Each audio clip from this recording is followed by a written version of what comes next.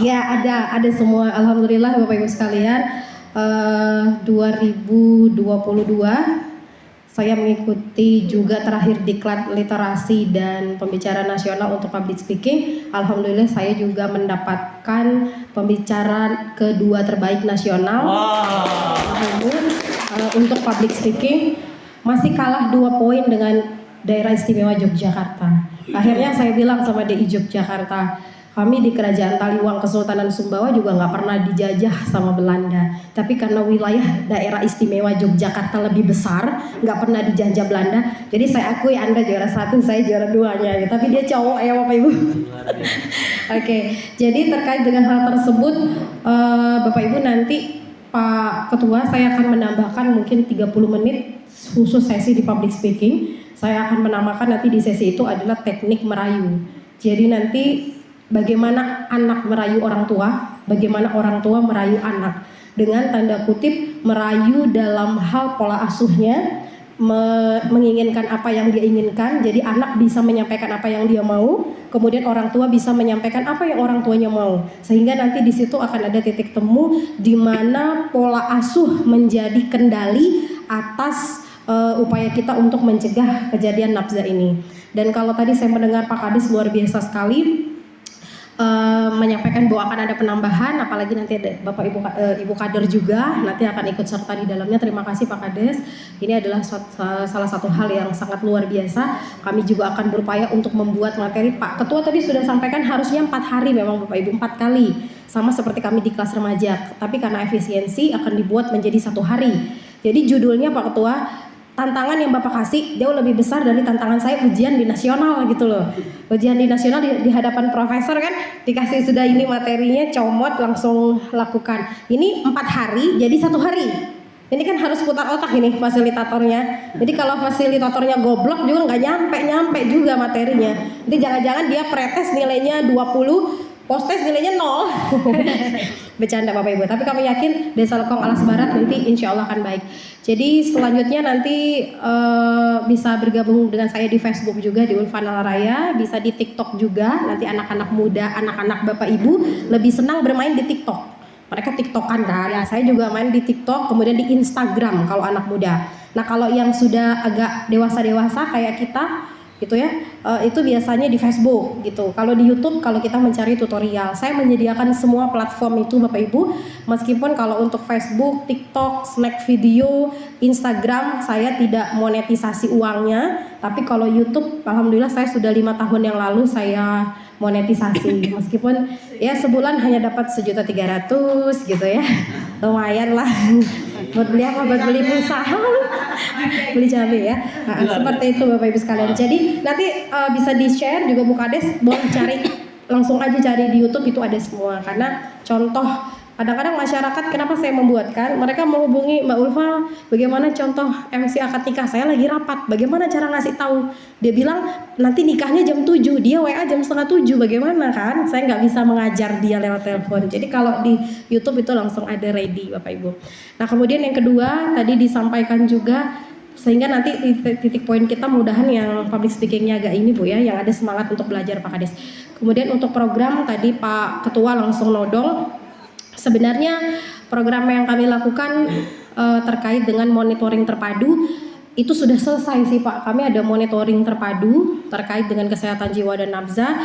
Namun karena memang perencanaan yang tahun lalu itu di tahun ini dilakukan oleh yang tahun lalu, kami diamanahi untuk mengurus ODGJ dan nafza ini baru di tahun ini.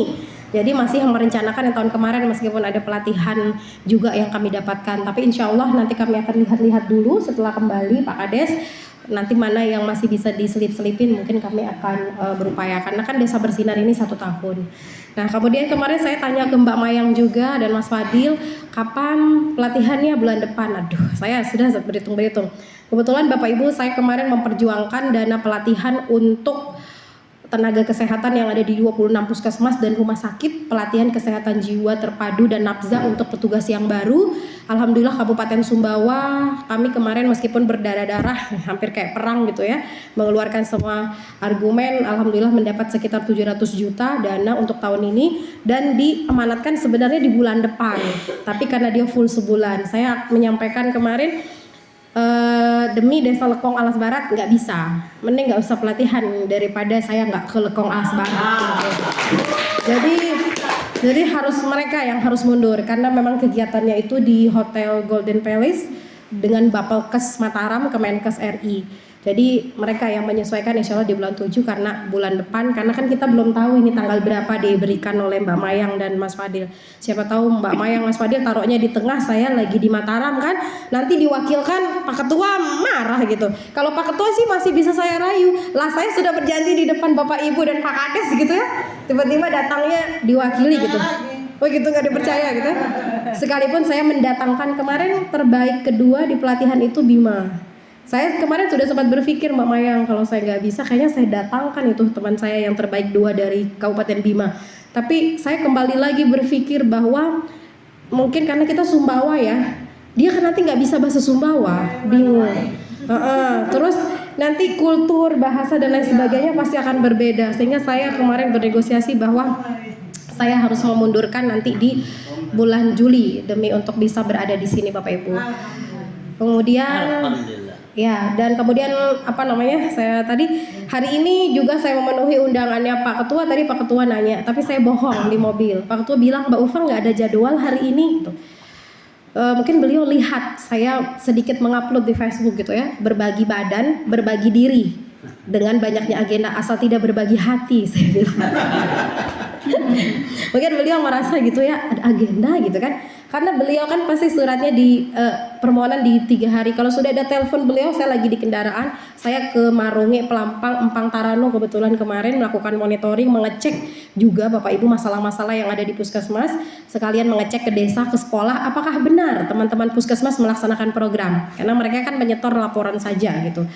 Akhirnya beliau menelpon, saya bilang sama adik-adik, kosongkan jadwal saya di hari Jumat, saya harus ke sana. Komentarnya gini di belakang semua. Pokoknya kalau ada Pak Ketua itu nelpon katanya. Mereka sampai bingung namanya Pak. Mereka nggak tahu kalau Pak Nur itu Pak Ketua gitu. Nggak tahu namanya, mereka dengernya Pak Ketua. Kalau sudah ada Pak Ketua itu nelpon, semua dibatalin. Ini dibatalin, itu dibatalin. Dan mereka ngeremon di belakang gitu kan, nggak berani di depan gitu ya. Artinya Bapak Ibu sekalian, saya selalu berpikir bahwa hal-hal yang lain kita masih bisa mundurkan atau kita pending atau kita geser Pak Kades, tapi hal yang menyangkut generasi bangsa itu sama sekali nggak bisa ditunda Bapak Ibu.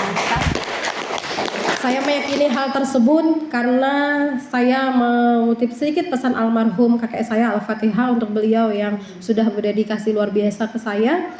Beliau yang mengatakan bahwa semakin banyak yang mencari, berarti semakin banyak yang membutuhkan kamu.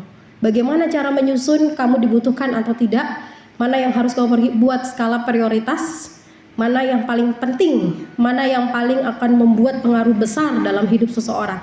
Itu yang selalu saya ingat Bapak Ibu. Sehingga di semua tempat saya selalu menyampaikan Pak Ketua dan Pak Kades bahwa saya berdiri di sini bukan untuk bermaksud menyampaikan segala sesuatu untuk menyombongkan diri, bukan. Tapi nonsens seseorang bisa berprestasi dengan narkoba.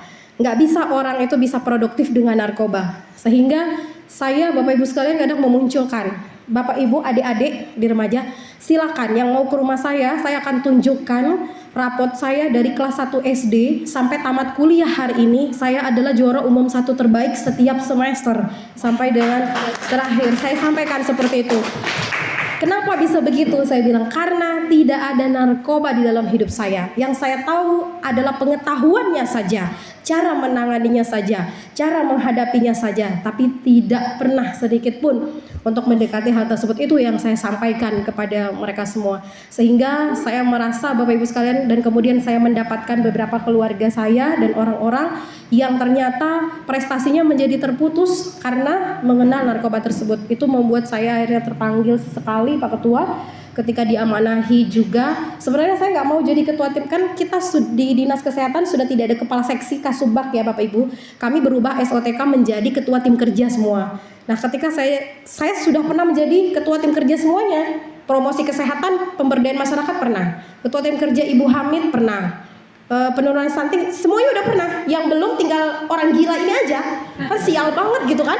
Orang gila saya disuruh, saya ditelepon tiap hari. Mbak Ulfa kapan diambil ini ODGJ-nya? Sudah seminggu kami rawat di Lombok Barat. Kan jadi tanggung jawab saya gitu kan. Saya bilang ini kok saya disuruh orang gila, ini apa-apaan gitu. Saya sampai tunjukin Bapak Ibu, saya sampai berdebat saat itu terus terang sedikit Pak Ketua. Saya menyodorkan ke Pak Kepala Dinas, Pak, Bapak nggak percaya, saya wisudawan terbaik dengan nilai pendidikan profesi terbaik. Saya tunjukin, Bapak nyuruh saya urus saya orang gila, apa hubungannya gitu kan?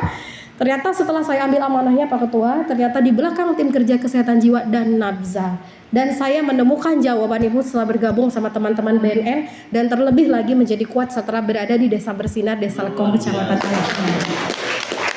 Jadi hari ini saya akan share dengan luas Bapak Ibu. Saya belum sempat buat vlog sebagai ketua tim kerja, saya nggak bangga sama sekali. Apa bangganya gitu ya, urus orang gila. Tapi hari ini saya akan share seluas-luasnya bahwa semua orang yang terlibat tentang upaya penyalahgunaan nafzah hari ini adalah orang-orang yang sudah beramal jariah untuk bagaimana supaya anak-anak dan generasi kita jauh lebih baik dari kita. Apa yang kita dapat hari ini, anak-anak kita generasi besok harus lebih baik. Dan Pak Kades,